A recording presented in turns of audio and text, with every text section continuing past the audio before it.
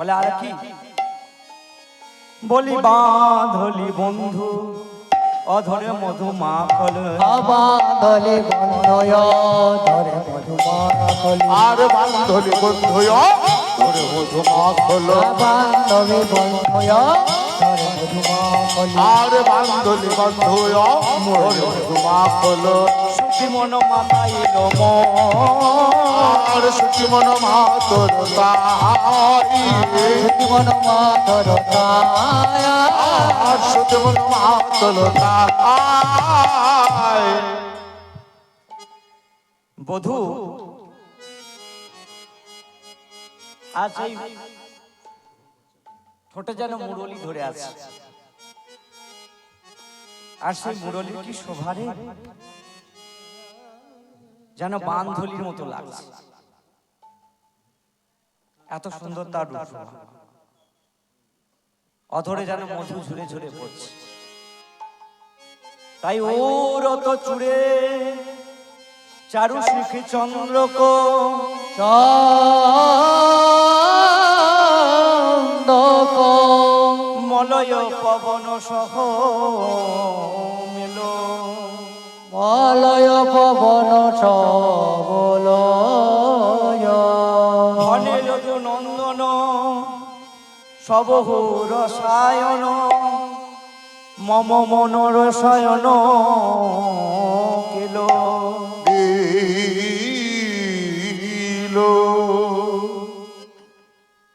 তাই পদকর্তার পাশে দাঁড়িয়ে আবার কলম দিলেন আর এই পদটি যার গাইলাম এতক্ষণ ধরে তিনি হচ্ছেন যদুনাথ যদুনাথ দাস তার পদ গাইলাম চলুন এবার আর কি কি দেখলি সখী তবে বল শুনি তবে শোন বলিও মুখ মন্ডল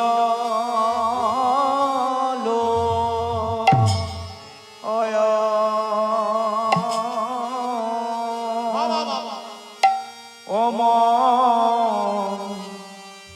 মন্ডল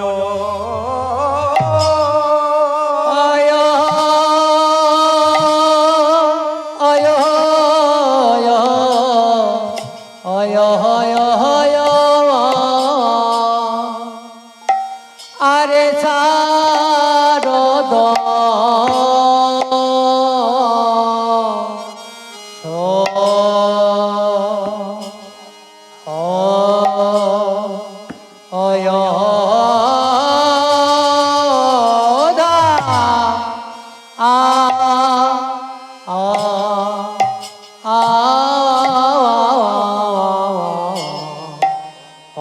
মন্ডল জ্যোতি শারদ সুধা কর আরে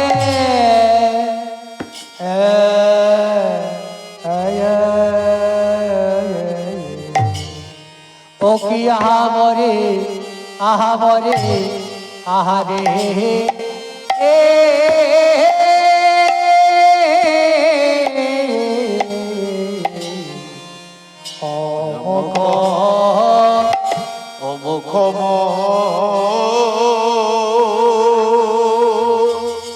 দল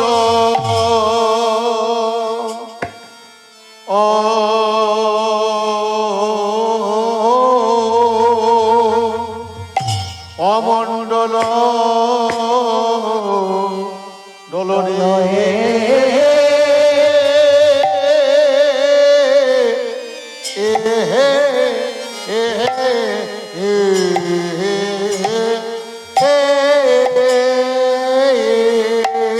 যেন শারদ শোভা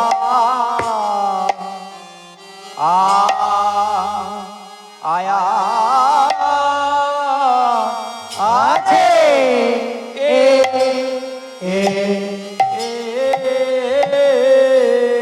যেন শারদ শারদ শোভা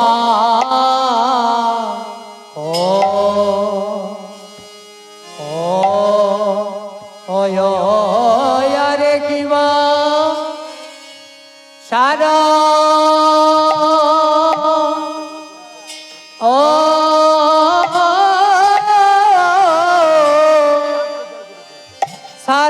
চাঁদকে জয় করে এছে যেন সারা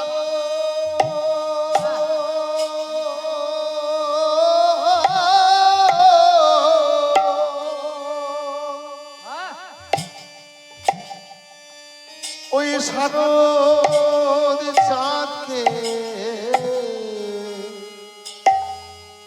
জয় করে আরে কিবা সারো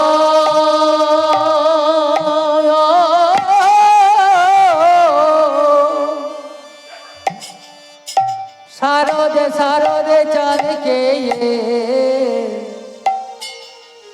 জয় করে এছে বলি যাই রে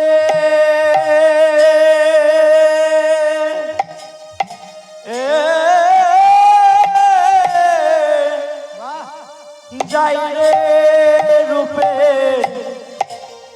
বলি বলি হারি বলি যাই রে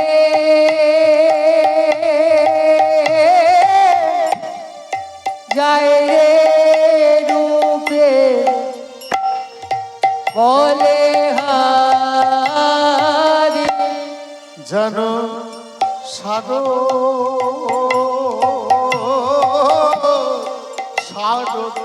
চাঁদকে জয় করে এছে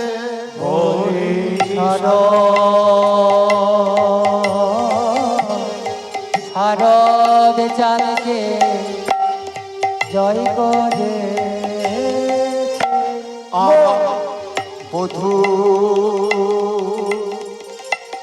বধুর বদন যেন জয় করে এছে বলি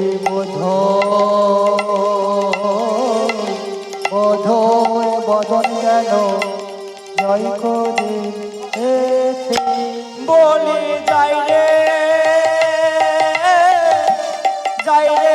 রূপের বলি হারি বলি যাই রে রূপে বলে হারি বলি যাই রে রূপে বলি হারি বলি যাই রে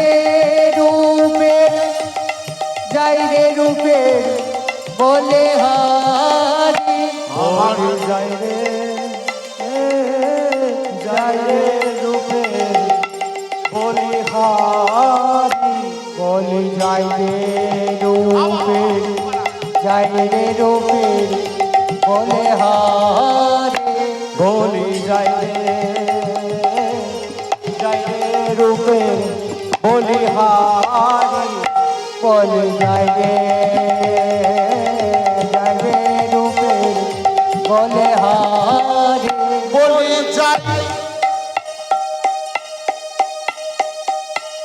যাই রে রূপে বলি হারি বলি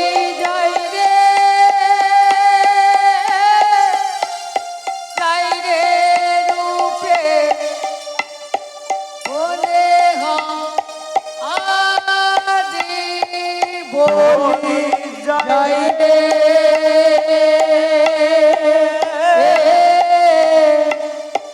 যাই রে রূপে বলে হারি বলি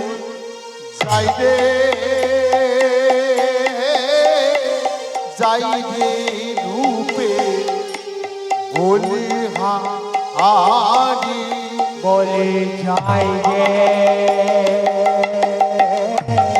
যাই রে রূপে বলে হারি বলি যাই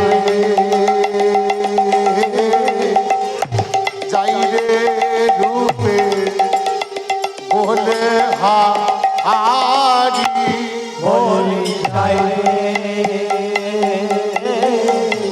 যাই রে রূপে বলি হারি বলি যাই রে রূপে বলে হারি বলি যাই যাই রূপে বলি হারি বলি যাই রে রূপে বলে হারি বলে যাই রূপের বলে হারি বলে যাই রূপের বলে হারি বলি যাই রূপে বলি হারি যাই বলে যাই রূপের বলে হারি বলি যাই রূপে বলা যাই রে বলি যাই রূপের বলে হারি যেন সাধক চাঁদকে জয় করেছে শরৎ চাঁদকে জয় করেছে যেন সাধক চাঁদকে জয় করেছে শরৎ চাঁদকে জয় করেছে যেন সাধক চাঁদকে জয় করেছে যেন শারদ চাঁদকে জয় করে যাই রে রূপে বলে হারি বলি যাই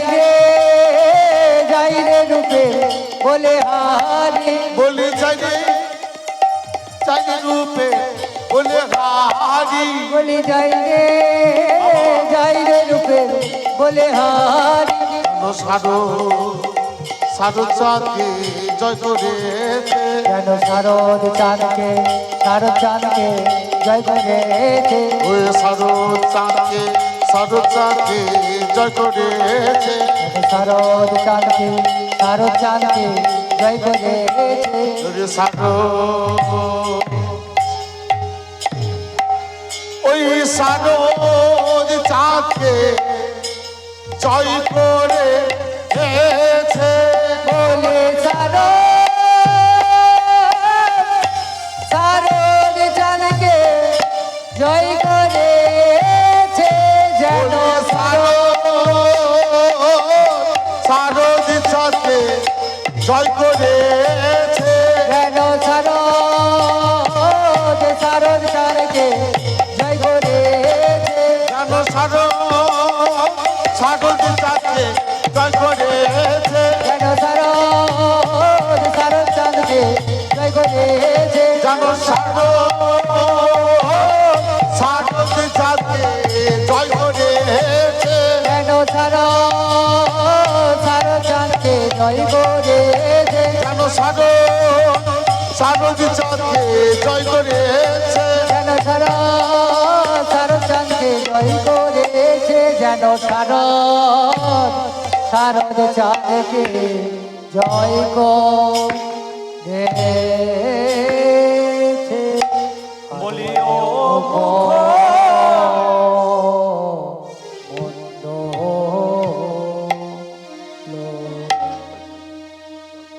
জয় নিতাই। আমরা যে আস্বাদনটা করলাম পিওর তাল, এটা গুরু প্রদত্ত জিনিস, গুরুদেব থেকে পাওয়া। এগুলি একটি অলংকার, এগুলো না গাইলে আমাদের গান গাওয়া না গাওয়ার সমান। এগুলি মহাজনরা দিয়ে গেছেন, আমরা তার চর্চা করছি। যদি চর্চা না করি তাহলে এগুলো শেষ হয়ে যাবে। এগুলি দু একটা গাইতেই হবে। এই ছোট গানগুলি হলো আখের যেমন রস থাকে, যে নরম জায়গাটা সেখানে রসটা থাকে, আর সেই রসটাকে আটকে রাখে কে না, আখের সেই গিটটা, যেটা গিট, যে জায়গাটা রস থাকে আমাদের চলতি ভাষায় বলে পাপ, পাপ বলে নাকি, পাপ বলে। আর যে জায়গায় রসটা আটকে রাখে সেটাকে বলে গীত। এই ছোট গানগুলো হচ্ছে আখের রস স্বরূপ, আর এই বড় গানগুলো হচ্ছে এই গীতটা। এই ছোট গানগুলোকে ধরে রেখেছে এই বড় গানগুলো। এসব গুরুদেবদের এক একটি দেওয়া, এগুলো যদি একটু একটু করে না গায় তাহলে গান হলো মনে হবে না। দু একটি গাওয়ার মাত্র চেষ্টা করি যতটুকু শিখেছি। তাই আজকে সখীরে আমি দেখলাম ও মুখমণ্ডল জিতি শারদ সুধাকর তনুরুচি তরুণতমা। কি দেখলাম? যে বধুর মুখমণ্ডলটা, জিতি কথার অর্থ হচ্ছে জয় করেছে। কাকে জয় করেছে? ওই শারদিয়া চন্দ্রকে। সখী, যদিও চন্দ্রের সঙ্গে আমার বধুর তুলনা হয় না, হয় চন্দ্রের সঙ্গে আমার বধুর তুলনা হয় না।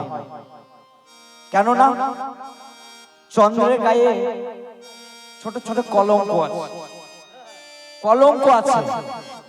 চন্দ্রের ক্ষয় হয়, চন্দ্রের লয় আছে, কিন্তু আমার যে বধূ তার কোনো ক্ষয় নেই, তার কোনো লয় নেই। আমার বধূ লয়বিহীন, লয়বিহীন। আমার যে বধূ তার না আছে কোনো ক্ষয়, না আছে কোনো লয়। কিন্তু চন্দ্রের সঙ্গে তুলনা হয় না। তবু একবার বললাম যে ওই আকাশের চন্দ্র কত শোভা, তার শোভাকেও আমার বধূ জয় করে নিয়েছে। এত সুন্দর,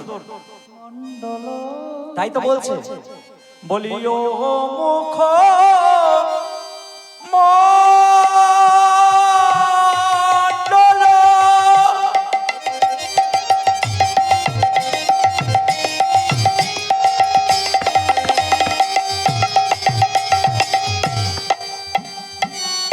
জিতি শারদ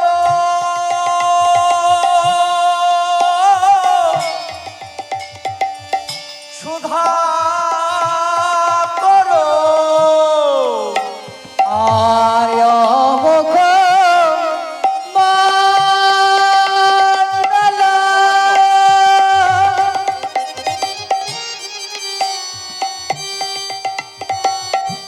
শারদ সুধাকর আরিও মুখ মণ্ডল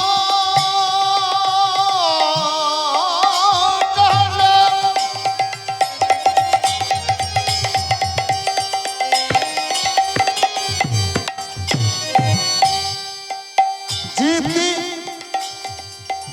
শারদ সুধাকর ও মুখ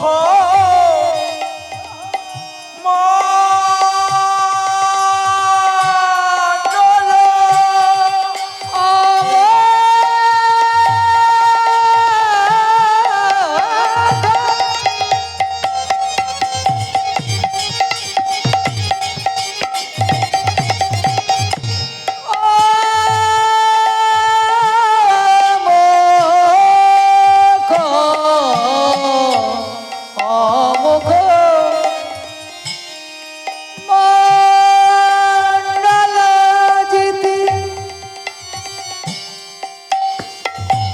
শারদ সুধাকর তনুরুচি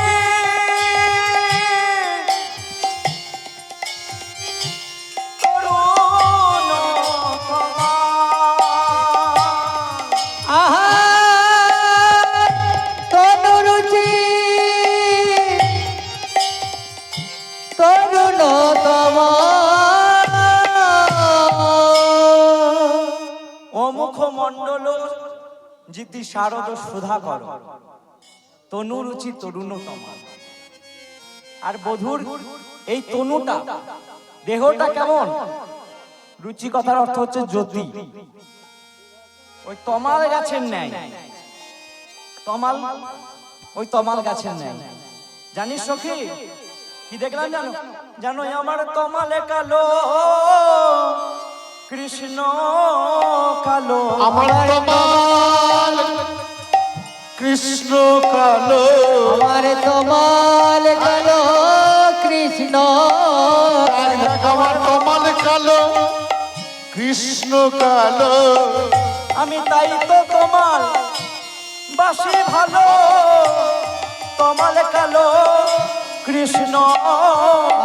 তাইতে তমাল বাঁচি ভালো, তমাল কালো কৃষ্ণ আমি তাইতে তমাল, আমি বাসি ভালো, তমাল কালো কৃষ্ণ কালো। সখী ওই বধূর যে অঙ্গটা কালো বড়, ঠিক তমাল গাছের নেই। বলে রাধে তুই আর কিছু দেখিসনি? বলে হ্যাঁ, আরো অনেক কিছুই দেখেছি। বলে কেমন কি দেখেছিস বল? বলে চোরে চারু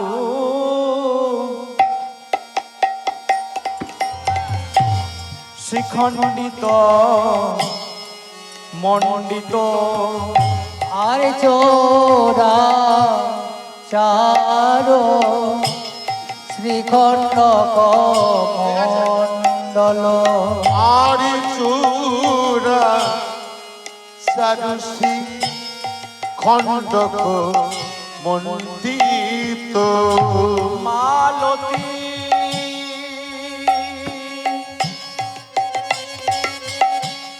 মধু কর মাল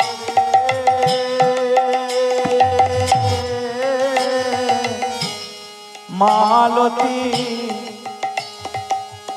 মধু কর মালতে মধুকর মাল রে, মালতী মধুকর মাল। সখী আমি দেখলাম চূড়াতে একদম উঁচুতে একটি ময়ূরের পাখা, চূড়ে চারু শিখণ্ডিত মণ্ডিত। এই ময়ূরের পাখাটা এলো কোথা থেকে? গোবিন্দ আমার একবারে চূড়াতে উঁচু ময়ূরের পাখা লাগে কেন? না এর একটা কারণ রয়েছে। কারণটা কি? না এটা আজকের লীলা নয়, এটা হচ্ছে এই বৃন্দাবনের লীলা নয়, গোলকের লীলা।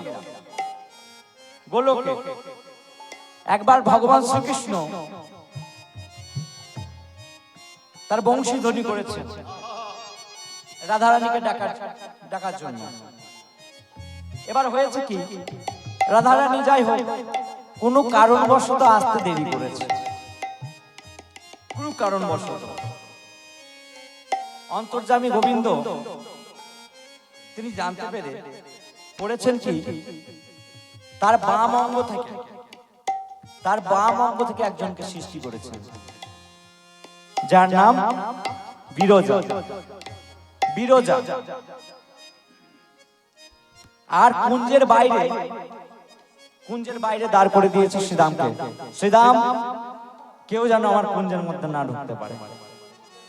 এবার গোবিন্দ আমার লীলা বিলাস করছেন, এমন সময় রাধারানী ছুটতে ছুটতে এসেছে, শ্রীরাম আমাকে ছেড়ে দাও, আমি আমার গোবিন্দের কাছে যাব। শ্রীরাম তো কোনো মতেই ছাড়তে রাজি নয়। না রাধে, অনুমতি নেই, আজকে যাওয়ার অনুমতি নেই। বলে শ্রীরাম তুমি অধিকারের সীমা কিন্তু ছাড়িয়ে যাচ্ছ, হ্যাঁ তুমি ছেড়ে দাও, আমি যাব। এবার করেছে কি, জোর করে যখন ঢুকতে যাচ্ছে, আজ রাধারানী করেছে কি, শ্রীরামকে ধাক্কা মারছে, আর শ্রীরামও ধাক্কা মেরেছে যে না না রাধে, তোমাকে আমি যেতে দিতে পারি না। রাধারানী তখন তৎক্ষণাৎ শ্রীরামকে অভিশাপ দিলেন, শ্রীরাম আজ তুমি আমার সঙ্গে অসুরের ন্যায় আচরণ করলে, তোমাকে আমি বলে রাখি তোমার যেন অসুর কুলে জন্ম হয়। শ্রীরাম বড় জোরে বললেন, রাধে তুমি আমায় অভিশাপ দিলে ঠিক আছে, কিন্তু রাধে আজ তুমি যে অভিশাপ দিলে তার জন্য আমি দায়ী নই। আজকে যে আমার প্রভু আমাকে বারণ করেছে, আজকে ঘরের ভিতরে, আজ কুঞ্জের ভিতরে যেতে আমাকে বারণ করেছে, কাউকে ঢুকতে দিতে মানা করেছে। তবে রাধে তুমি আমায় অভিশাপ দিলে, আমিও তোমাকে অভিশাপ দিই। তুমি যে গোবিন্দের জন্য ছটফট ছটফট করছো, তুমি যে গোবিন্দের কাছে যাওয়ার জন্য এত এত তৎক্ষণাৎ তুমি আমাকে সরিয়ে দিচ্ছ, তোমাকে আমি অভিশাপ দিলাম, তুমিও জানো এই গোবিন্দ বিরহে 100 বছর কাঁদতে থাকো। 100 বছর তোমার গোবিন্দের সঙ্গে কোনো সাক্ষাৎ হবে না, তোমাকে আমি অভিশাপ দিলাম। এবার রাধারানী কুঞ্জের ভিতরে গেলেন। কুঞ্জের ভিতরে যাওয়া মাত্র অন্তর্যামী গোবিন্দ, যিনি সবার হাড়ির খবর জানেন, তিনি কি জানেন না কে এসেছেন? করেছে কি, নিজে একখানি সাপ হয়ে গেছে, একটি সাপ হয়ে গেছে। আর যে বিরজা, যাকে বাম অঙ্গ থেকে সৃষ্টি করেছিল, তাকে বানিয়ে দিয়েছে জল। এবার জলের উপর সাপ ভেসে বেড়াচ্ছে। রাধারানী প্রবেশ করে বুঝতে পেরে গেছে যে গোবিন্দ তুমি চাতুরতা করছো, তুমি আমার সঙ্গে চাতুরালি করছো, তবে নাও। এই বলে রাধারানী একখানি ময়ূরের রূপ ধারণ করেছে, আর ময়ূরের রূপ ধারণ করে সেই সাপটিকে ধরে ঠোঁটে করে ঠুকরে ধরে ঠোকরাতে শুরু করেছে। কিছুক্ষণ পরে সবাই নিজের নিজের রূপে ফিরে এসেছে। প্রাণ গোবিন্দ আমার, রাধে তুমি আমার জন্য ময়ূর হলে, তুমি আমার জন্য ময়ূর হয়েছো। তবে রাধে আজ থেকে তোমার এই একটি পেখম আমি আমার এই চূড়ার মাঝে রাখবো, এই চূড়ার মাঝে বাঁধলাম। তোমাকে আমি এই মস্তকে করে রাখবো, এটা একটা কারণ। আর